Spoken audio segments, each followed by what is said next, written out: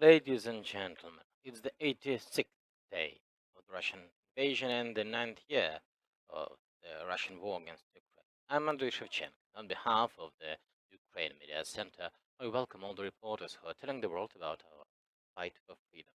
Our next guest is Andrii Plakhotniuk, the extraordinary and plenipotentiary ambassador to Sweden. Your Excellency, good morning. Glory to Ukraine. Glad to see you. Andrii, let's start with the topic, which is one of the biggest for Sweden now, at least this year, but perhaps in a decade. Swedish decision to join NATO. What does Sweden feel now, and what will be the news? So, Sweden has been neutral for over 200 years. Now, due to the events in Ukraine, the open aggression of Russia, the full-scale war, this decision has been revised, and the government applied to enter NATO. Of course, Sweden uh, is really monitoring closely the threats from the Russian Federation. They are perceiving it all adequately, and they respond accordingly. This started 8 years ago when Russia started war against Ukraine and started war against the civilized world.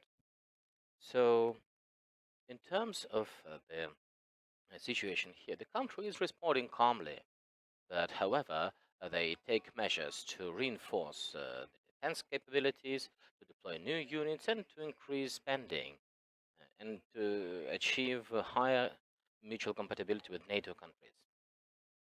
What are the plans in Sweden uh, to overcome this sudden barrier which is posed by Turkey's position?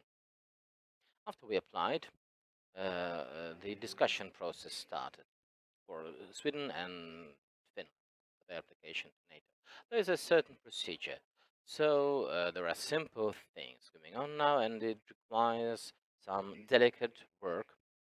Indeed, both Sweden and Finland send their delegations, and we start the dialogue with all the capitals to promote the application to make sure the decision is taken as fast as possible.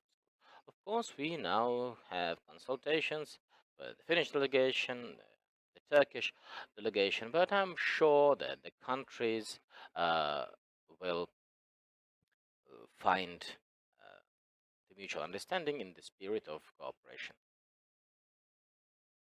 In which way Sweden is helping Ukraine in our war when we defend our freedom? When we talk about the citizens of Sweden, there's 100% support for Ukraine. Ukraine is now in the top news of Sweden. There's a fully pro-Ukrainian position and full support of the Ukrainians. When we talk about the government, the parliament, indeed, for the first time in many, many years, so 80 years after there was the decision to support Finland with um, arms, Sweden decided to support Ukraine with armaments.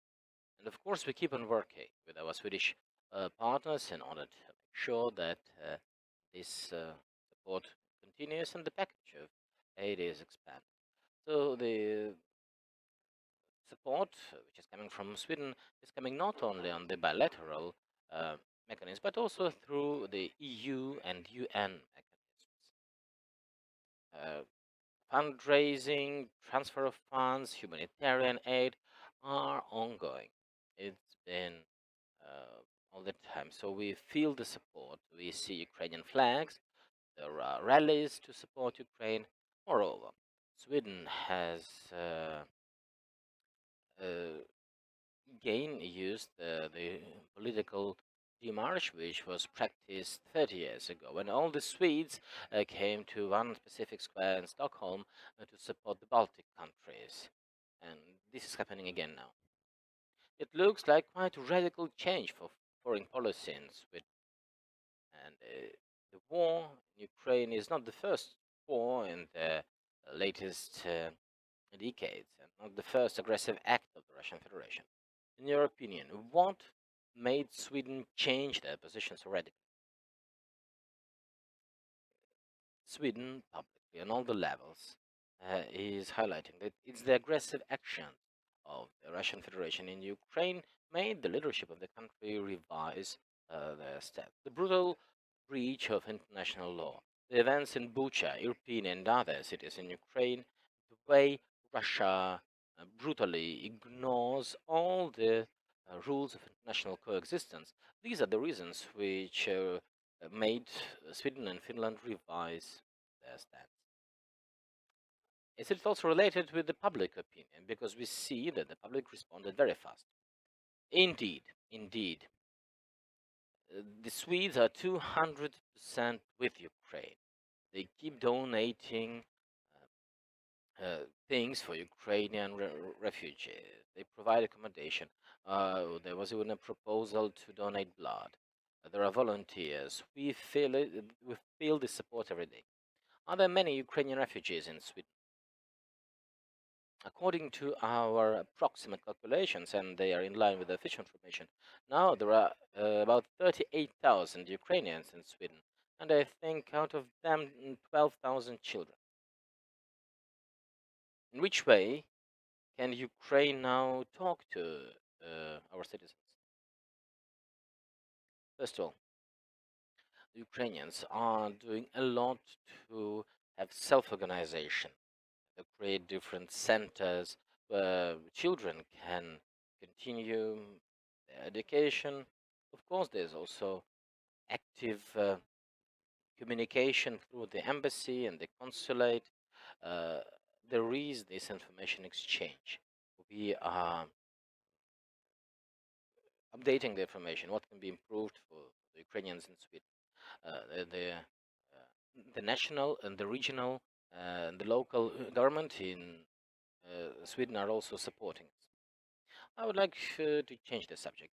I have experience working in the same system as you, the Foreign Affairs Ministry, and I know that in the ministry they know you as a specialist in relationship with Russia because you've been doing this for many years.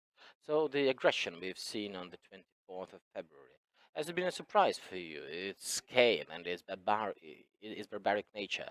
Has it been a surprise for you? You know, I have always expected that the Russian Federation, well, I've been an expert in this process, and I anticipated some escalation because my deep conviction is that uh, they wanted to use every opportunity. Indeed, what happened was a surprise for many, especially the scale of it, the scale of the atrocity. But I think it could be expected. Then my second question is, what is the reason for this big miscalculation of the Russian occupier? If this could be forecast, that if there were signs that they were preparing, how come that they made such big mistakes? I think they had strategic mistakes throughout many years, especially they miscalculated in the attitude of Ukrainians to their country and to uh, the neighboring Russia, and many other miscalculations. Many Ukrainians in the eastern part of Ukraine, they use Russian in their household, so they thought they would love Russia. It was a strategic miscalculation. And also, they didn't have effective system of reporting to the leadership of the country. The corresponding services just drew the picture the leadership wanted to see. Moreover, Ukraine continued doing the reforms and development initiatives. And of course, our citizens have seen these successes in terms of improvement of the infrastructure, the decentralization reform, improvement of the quality of life, the visa-free regime. So Ukrainians started um, having more Ukrainian identity. They started loving their country more.